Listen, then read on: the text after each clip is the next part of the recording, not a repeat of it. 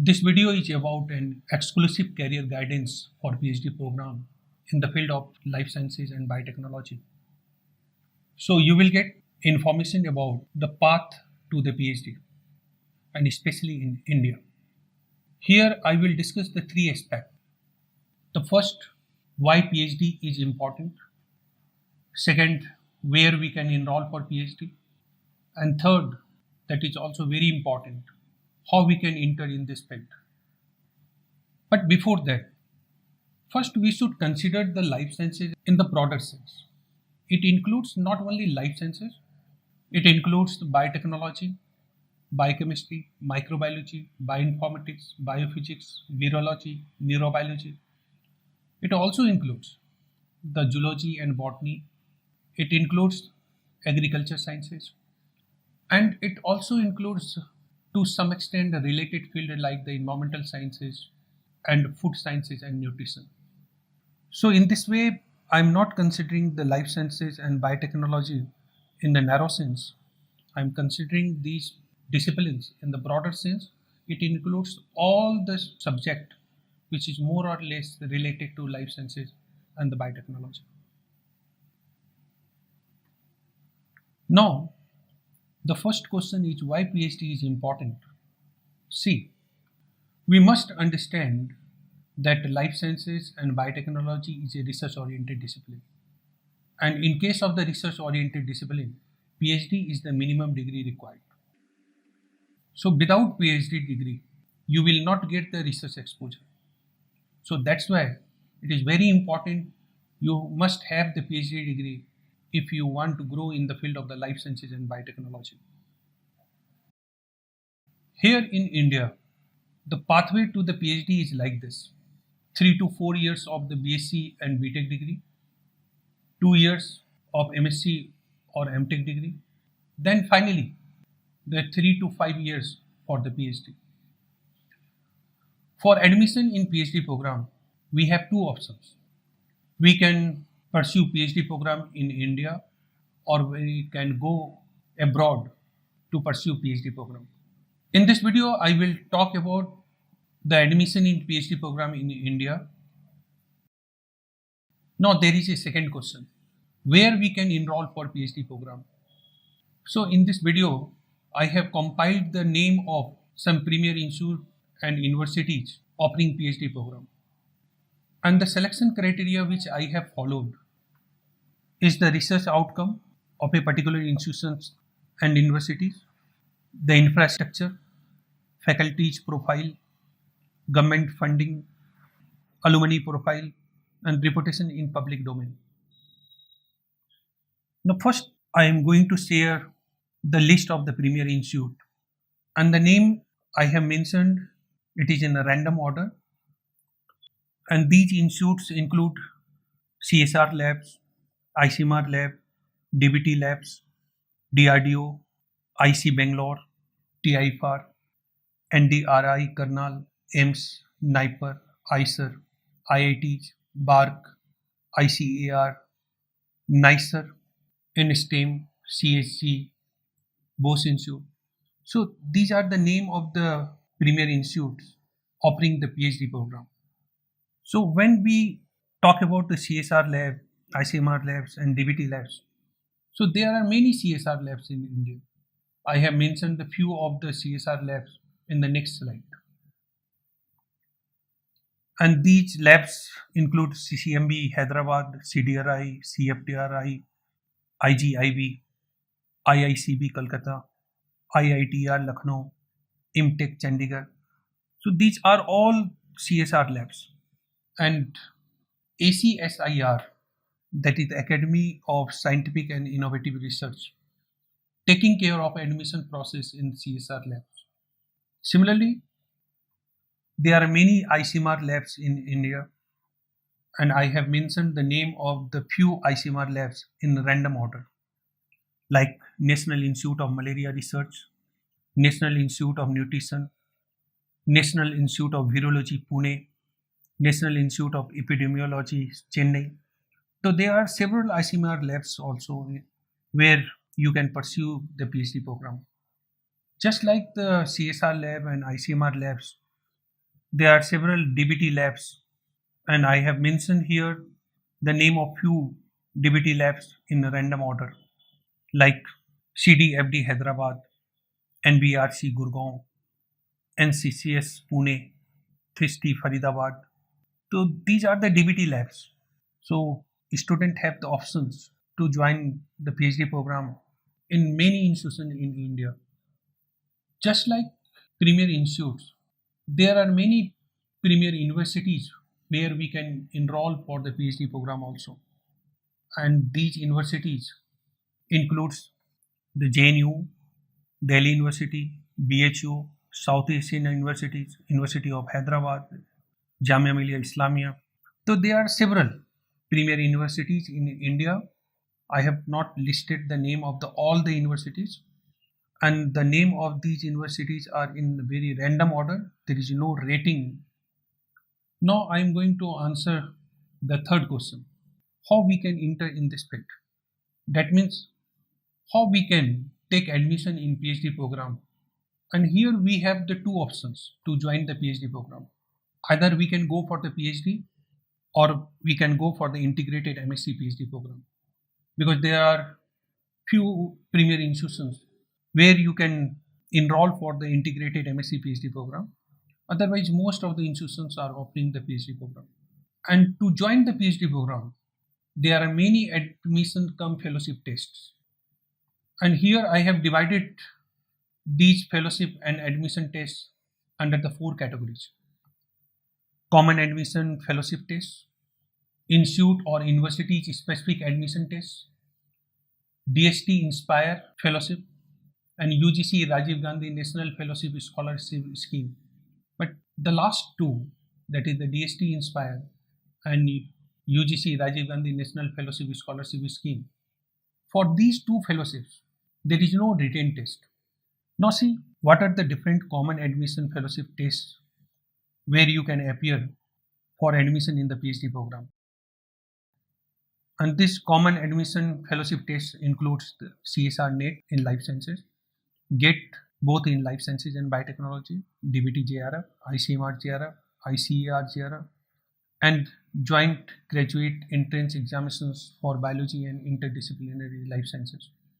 And this particular examination allow the student to take admission in PhD program in institute like BOS, CCMB, CDFD, CHG, ICER. So in these institutions, the student can take the admission on the basis of this particular examination. But there is one question: if there are several common admission tests for admission in PhD program, then why CSR JRF NET is very important?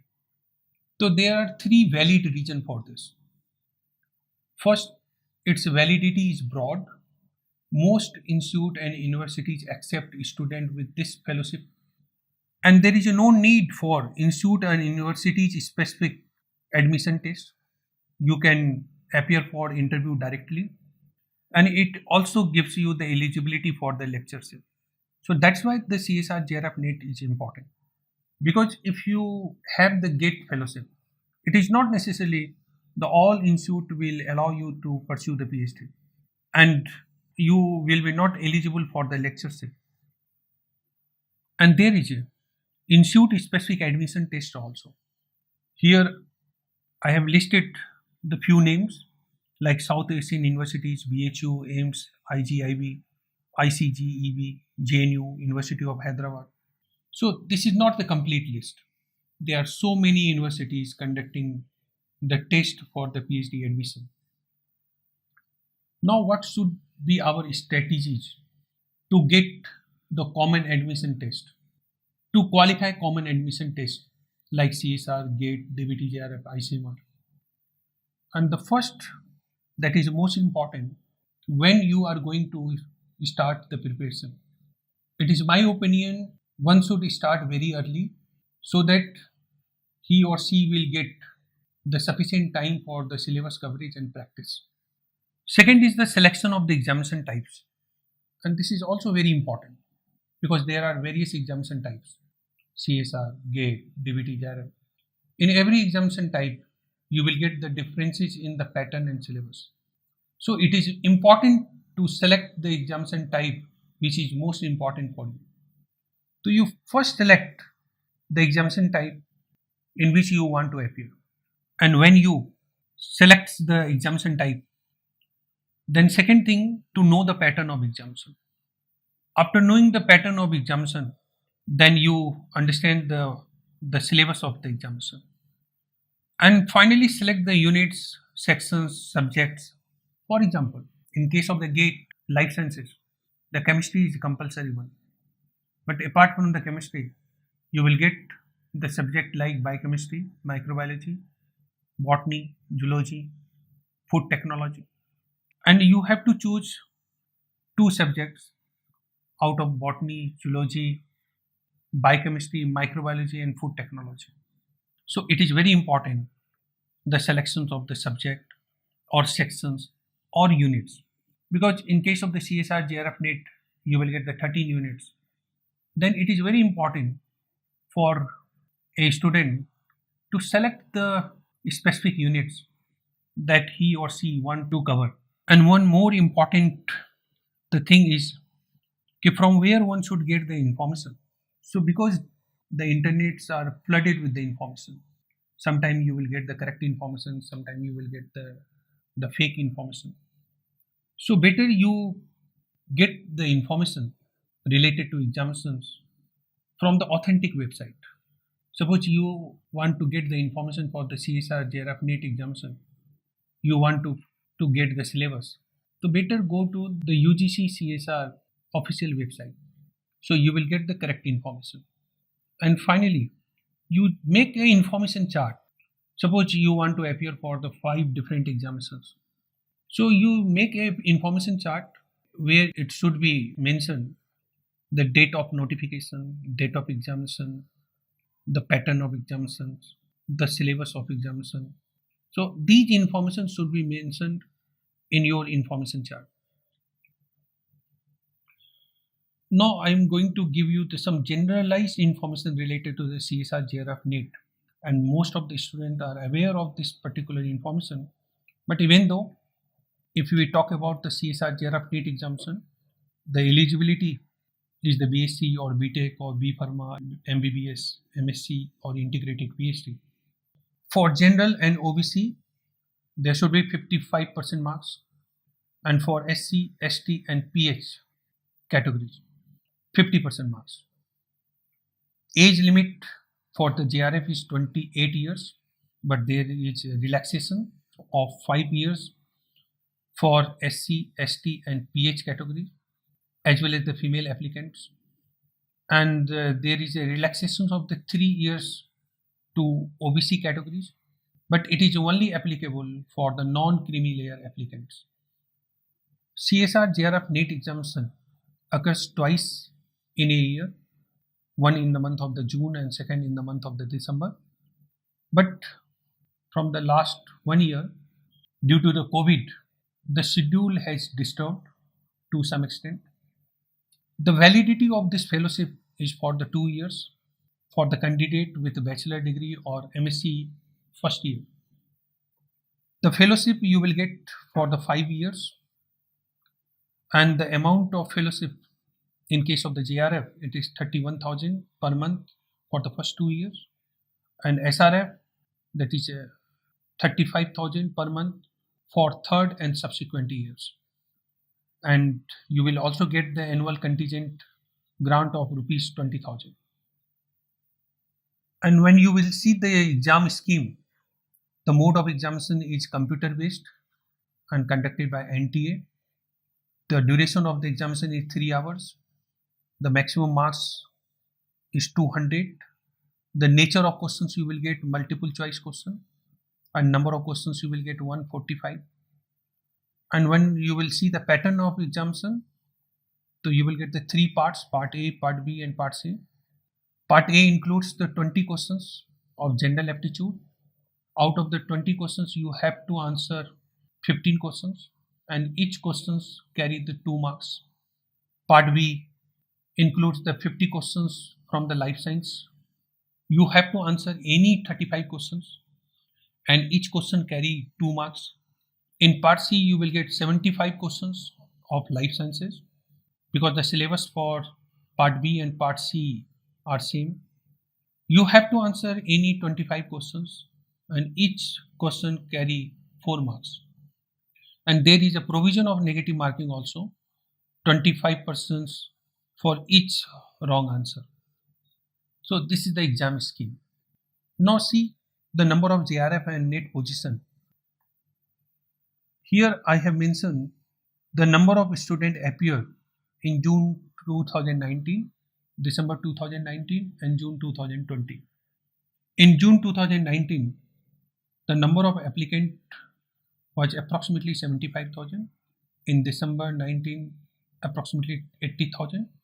And June 2020, due to COVID, the number of applicants was approximately 64,000. And number of CSR and UGC JRF position varies from 1200 to 1400 depending on the number of student appears. Similarly, the number of UGC NET position varies from the 2000 to 2500 depending on the number of students appears. Here I have also compared the DBT JRF and ICMR JRF examination. In case of the DBT JRF and ICMR examination, you will find the computer based, but number of seats varies. In case of the DBT JRF, 275 seats and ICMR 120 seats. Duration of examinations, you will get the 3 hours in case of the DBT JRF. Maximum marks carry, that is 300. You will get the multiple choice questions and total number of questions you will get the 200. There is the 2 parts. Part A contains 50 questions and you have to answer all the 50 questions. Part B carry 150 questions, but you have to answer only 50 questions. So you have lots of the options, and there is a provision of the negative marking also. In case of the ICMR JRF, the number of seats are very less, only 120 seats. Duration of examination is of 2 hours and maximum marks that it carry 125. Here also you will get the multiple choice questions and the number of questions you will get 150, and 150 questions divided into 2 parts, aptitude and life sciences. Aptitude part is compulsory because out of the 50 you have to answer all the 50 questions, and the life sciences where you will get the 100 questions and you have to answer 75 questions, and there is a provision of the negative marking also.